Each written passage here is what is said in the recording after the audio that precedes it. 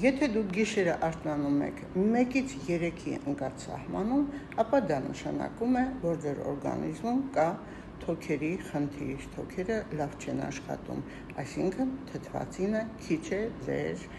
օրգանիզմում։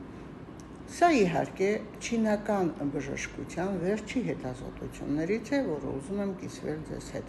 Այդ դեպքում սիրելիներս, պետք է լինեք մաքուր օդին, պետք է անպայման կատարեք շնչառական վարժություններ։ Շնչառական վարժությունները բոլորը գիտեն ինչպես է։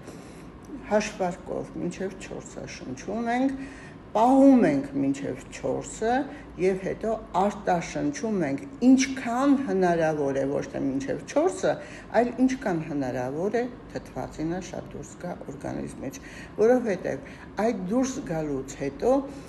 օրգանիզմը ունենում է թթվածնային քաղց և եթե մաքուր թթվածին եք շնչում, արդեն այն շատ առողջարար է ազդում ձեր թոքերի վրա։ Սիրելիներս, պատրաստվում եմ ասելու նաև հաջորդ օրը, թե որ ժամին եթե արթնանում եք, ինչ է նշանակում, ինչ